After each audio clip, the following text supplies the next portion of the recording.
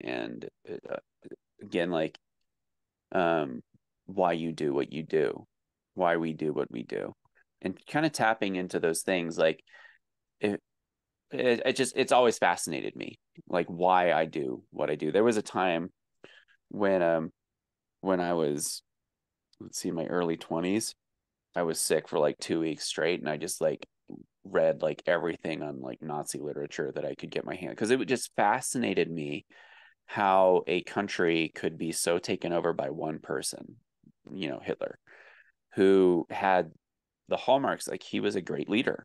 He led the nation really well astray.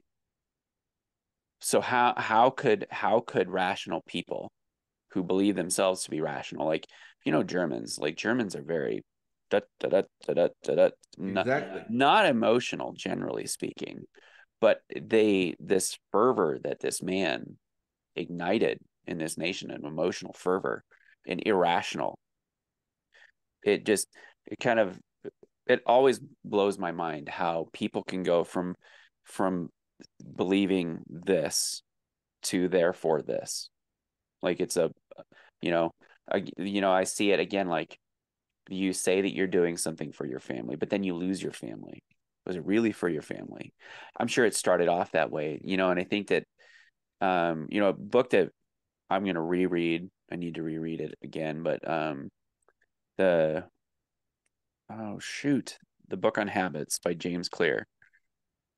My brain just went blank. Atomic Habits.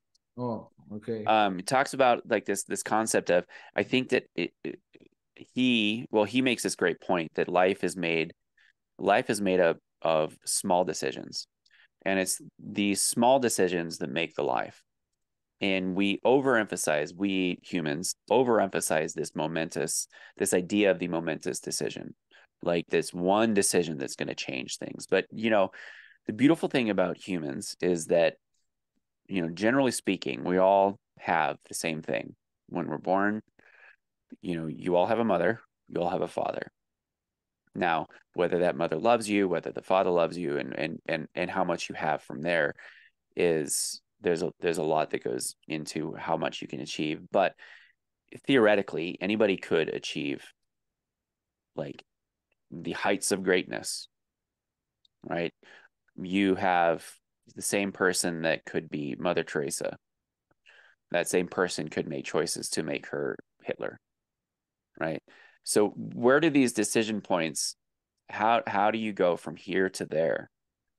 And I believe that inside every person, there's with this Spider-Man saying that, with great power comes great responsibility. Right, right, And we underemphasize the fact that we all have great power, every single one of us. right. And Yeah. every decision that we make is either building the future that we want or destroying the future that we want.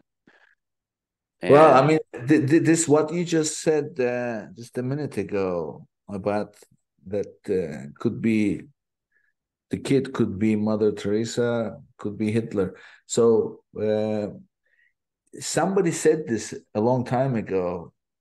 I remember that this reminded me.